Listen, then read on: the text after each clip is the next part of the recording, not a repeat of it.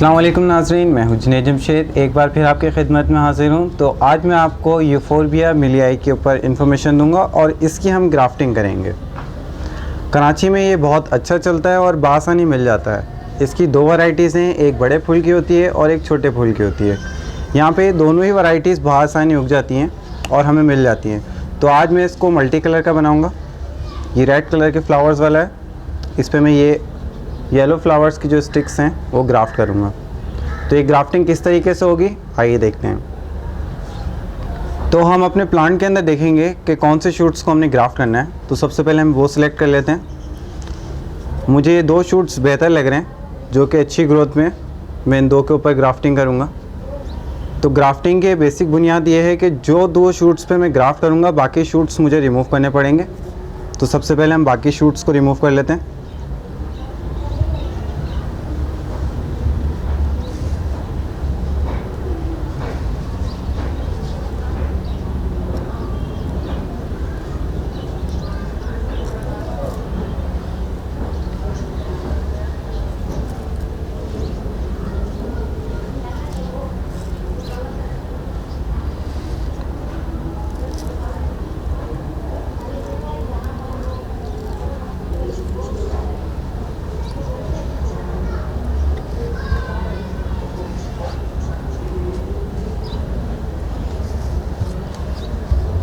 इस शूट के ऊपर भी शूट निकल रहा है, मैं इसको भी काट लूँगा।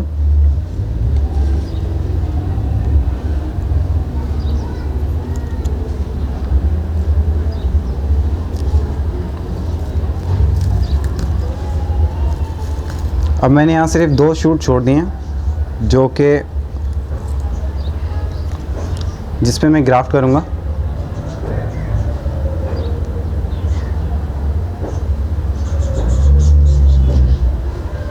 एक शूट मुझे अंदर भी दिख रहा है इसके।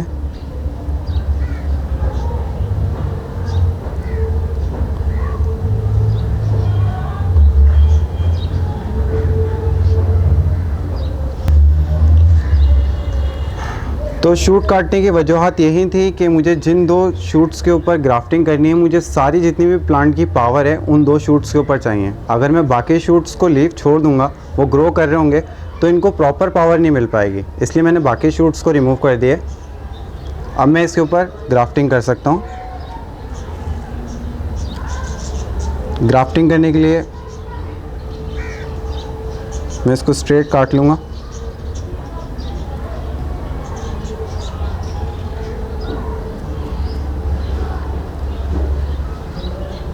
इसी तरीके से मैंने येलो फ्लावर वाली स्टिक उठाई है और इसको भी मैं स्ट्रेट काट के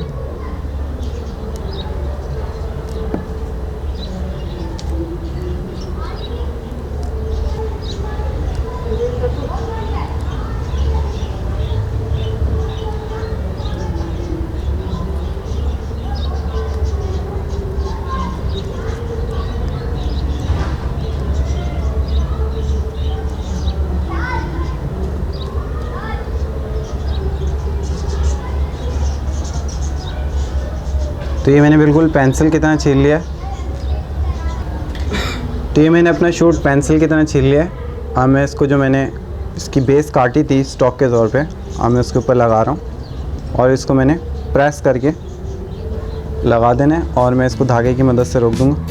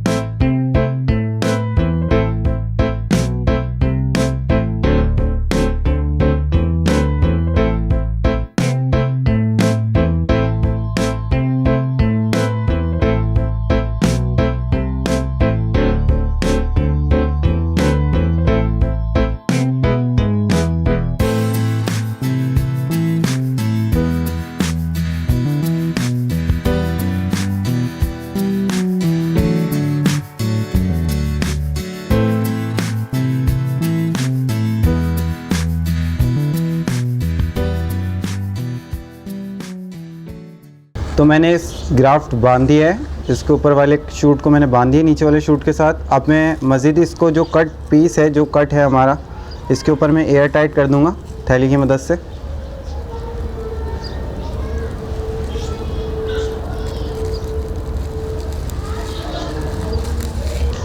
ये जो मैं एयर टाइट कर रहा हूँ, एयर टाइट करने की वजह से ये खुश नहीं होगा, क्योंकि ये जो हवा लग रही होती है बास टाइम, ये जो हमारे शूट्स होते हैं वो खुशक हो जाते हैं, जिसकी वजह से ये हो नहीं सकते, ग्राफ्ट हो नहीं पाते हैं, रह जाते हैं। तो इसलिए इसको मैं एयर टाइट कर देता हूँ ताकि ये हो जाए, इसके होने के चांसेस बढ़ जाएंगे इससे।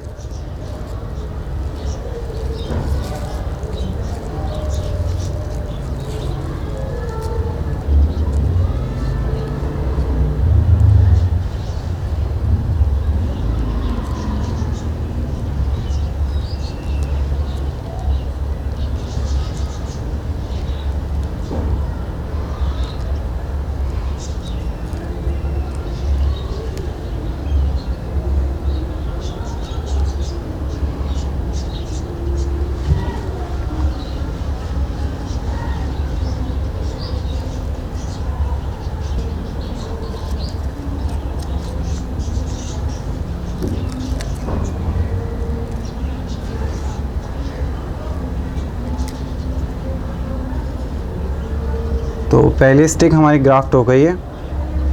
अब हम दूसरी स्टिक को ग्राफ्ट कर लेते हैं।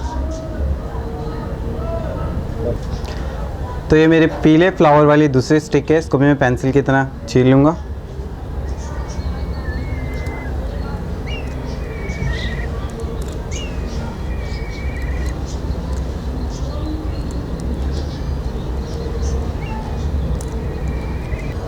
तो छीलने के लिए मैं सबसे पहले इसको काट लूँगा।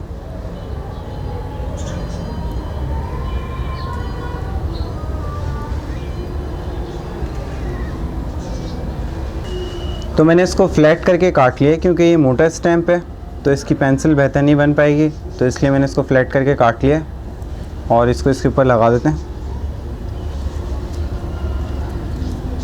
ये मेरी स्टॉक की बेस आ गई।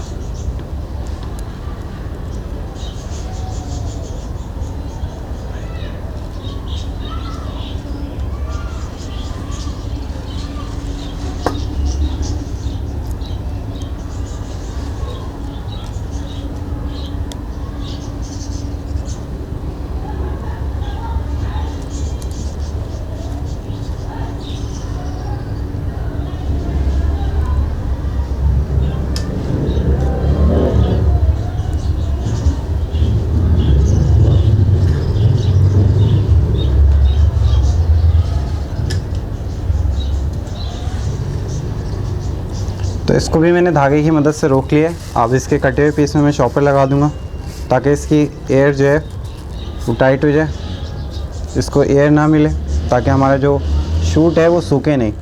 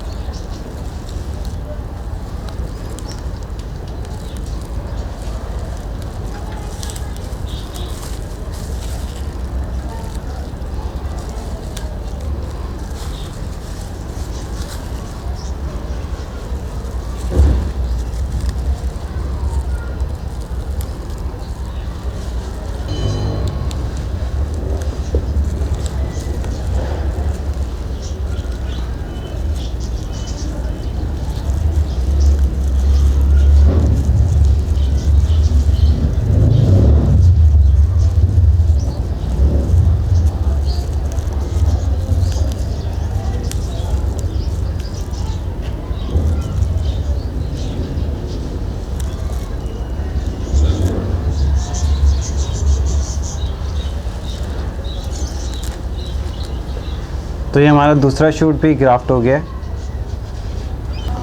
तो इसकी केयर में ये है कि जैसे कि आप लोग देख सकते हैं मैंने सारे शूट्स काट दिए हैं इसके, और अगर मैं आपको दिखाऊं तो यहाँ पे स्टिल 2 शूट्स नज़र आ रहे हैं। तो इसकी केयर यही है, जब तक ये ग्राफ्ट हो नहीं जाते, स्टेबल नहीं हो जाते, ग्रोथ पे नहीं आ जाते, तो हमने सारे एक्स्ट्रा शूट्स काटने हैं। जितने भी रेड के निकलते जाएंगे हम काटते रहेंगे उसको, जब तक हमारे ग्राफ्ट लग नहीं जाते। जब हमारे ग्राफ्ट लग जाएंगे उसके बाद भी हम रेड के 2 शूट्स रखेंगे, ताकि हमें रेड कलर के भी फ्लावर्स मिलें और येलो कलर के भी फ्लावर्स मिलें। इसके अलावा अगर येलो में एक्स्ट्रा कोई शूट्स निकलेंगे तो हम उसको भी काट लेंगे। और रेड के भी हमने 2 शूट्स रखने हैं, येलो के भी रखने हैं, ताकि हमें कलर कंट्रास्ट के अंदर फ्लावर्स मिल सकें। हमें 2 कलर के फ्लावर्स मिले, एक तो यानी कि रेड हो जाएगा और दूसरा येलो हो जाएगा। इसी के पैरेलल में अगर हम चाहें शूट्स तो इस तरीके से निकल जाए तो बेहतर है वो।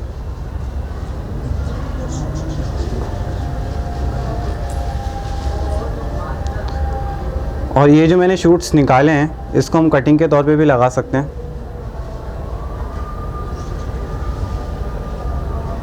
क्योंकि मैंने आपको बताया ये पाकिस्तान में बहुत, कराची में बहुत अच्छे ग्रो कर जाते हैं, तो उसको हम लोग कटिंग के तौर पे लगा सकते हैं। तो क्योंकि हमने ये प्लांट जो स्टॉक के तौर पे लिया है ये ऑलरेडी मैच्योर प्लांट है, इसकी जड़ें हैं, तो हम इसके अंदर फर्टिलाइज़र प्रॉपर देते रहेंगे। तो फर्टिलाइज़र देने से ये होगा कि ये शूट्स को पावर देता रहेगा। फर्टिलाइज़र की जो पावर होगी वो शूट्स में आ जाएगी और हमारे ग्राफ्ट हो जाएंगे जल्दी। तो इसके अंदर मैं 4 से 6 दाने DAP के दूंगा।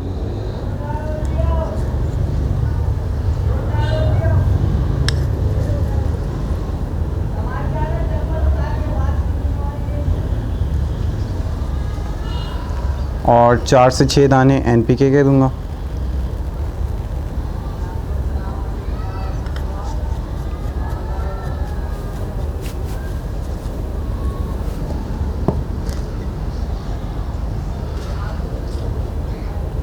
इसके बाद मैंने इसमें पानी डालना है।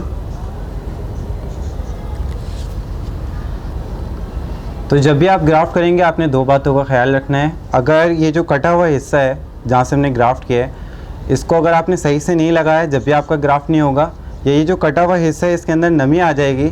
जब ये ग्राफ्ट नहीं होगा, ये गल जाएगा यहाँ से प्लांट और ये ग्राफ्ट नहीं होगा।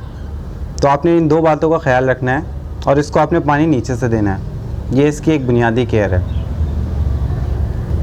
वैसे तो ये धूप का पौधा है, लेकिन अभी हमने इसके ऊपर ग्राफ्ट लगाए हैं, ये 2 शूट्स ग्राफ्ट किए हैं, तो इसको हम सेमी शेड्स में रखेंगे। सुबह की धूप लग जाए तो बेहतर है, कोई बुरा नहीं है इसके लिए, लेकिन आपने इसको बिल्कुल कड़क धूप में नहीं रखना है। इसको हम सेमी शेड्स के अंदर रखेंगे जब तक ग्राफ्ट हो नहीं जाते हैं। जब हमारे ये जो शूट्स हैं ग्रो करने लगेंगे, यहाँ से बिल्कुल ग्राफ्ट हो जाएंगे, जुड़ जाएंगे, उसके बाद हम इसको प्रॉपर धूप में ले आएंगे। जब भी आप कोई शेड का पौधा धूप में लाते हैं तो इसको हम कभी भी डायरेक्ट धूप में नहीं रखते हैं। सबसे पहले इसके तरीका ये है कि आपने जो शेड से पौधा रख रहे होते हैं धूप में, आपने उसको सुबह की 2 घंटे की धूप देनी होती है और शाम में 2 घंटे की धूप देनी होती है। इससे ये होता है कि अगर आप शेड का पौधा डायरेक्ट धूप में ले आएंगे तो वो डायरेक्ट सन बर्न हो जाता है। सन बर्न हो जाता है, उसकी ग्रोथ मुतासिर हो जाती है। तो इसलिए हम इसको सुबह की 2 घंटे की धूप देते हैं, शाम में 2 घंटे की धूप देते हैं। इस तरीके से इसका ड्यूरेशन बढ़ाते रहते हैं। सुबह में 3 घंटे की धूप देते हैं, शाम में 3 घंटे की धूप देते हैं। इस तरीके से आहिस्ता आहिस्ता ये धूप के लिए एडजस्ट हो जाता है। हम फिर इसको धूप में रख सकते हैं। तो ये एक बुनियादी केयर है कि आपने शेड से उठा के डायरेक्ट पौधा धूप में नहीं रखना है। और ये किस तरीके से रखना है ये मैंने आपको बताया। आपने सुबह में देनी है इसको धूप और शाम में देनी है, और आहिस्ता आहिस्ता ये प्रॉपर सन के लिए रेडी हो जाएगा। तो ये तो था नाज़रीन हमारा ग्राफ्ट करने का तरीका। आइए जो मैंने शूट्स इसके काटे थे इसको कटिंग के तौर पे लगाते हैं हम लोग। ये मैंने भालू मिट्टी ली हुई है और इसके अंदर वही मेरी सॉइल मिक्सिंग है। 80% सॉइल है, भालू मिट्टी यानी कि 20% काऊ डंक है, और इसमें 1 टीस्पून भुजा हुआ चूना है। इसके अंदर हम ये शूट्स लगाएंगे।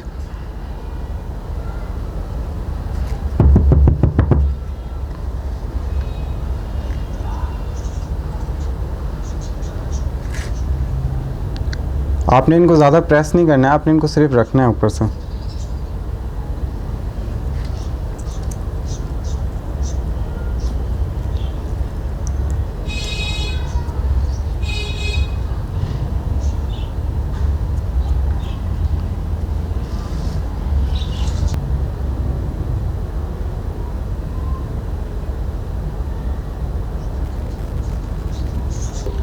यूफोरबिया की कटिंग को ज़्यादा पानी नहीं देते हैं, इसको हम थोड़ा थोड़ा पानी देते हैं, इसकी नमी कायम रखते हैं ताकि जड़ें निकलने का प्रोसेस शुरू हो जाए। इसकी कटिंग को ज़्यादा पानी की ज़रूरत नहीं होती, अगर हम ज़्यादा पानी देते हैं तो इनके गलने का ख़तरा होता है, तो इसलिए हम इसमें भर के पानी नहीं डालते, हम इसमें थोड़ी नमी बरकरार रखते हैं ताकि इसकी जड़ें निकलने का प्रोसेस शुरू हो जाए और ये जड़ें निकालना शुरू कर दें। तो ये मैंने शूट्स लगा दिए हैं, अब जब तक इसकी जड़ें नहीं निकलती हम इसको इसी में लगे रहने देंगे और इसकी नमी का ख्याल करेंगे। जब ये जड़ें निकाल लेंगे उसके बाद ये शूट्स निकालना शुरू करेंगे और जब तक ये शूट 1-1.5 इंच बड़े नहीं होते हम इसको लगे रहने देंगे। 1-1.5 इंच बड़े होने के बाद इन शूटों को हम रिपोर्ट करेंगे और उसके बाद उसकी सॉइल के अंदर हम फर्टिलाइज़र मिलाएंगे। उम्मीद है नाज़रीन, यूफोरबिया मिलियाई से मुतालिक जो मैंने आपको इन्फॉर्मेशन दी, इसकी मैंने कटिंग लगाना बताई और इसको मैंने ग्राफ्ट करना बताया आपको, ये आपको समझ आया होगा, आपको इससे मदद मिली होगी। मुझे और मेरी टीम को इजाज़त दीजिए। अल्लाह हाफ़िज़।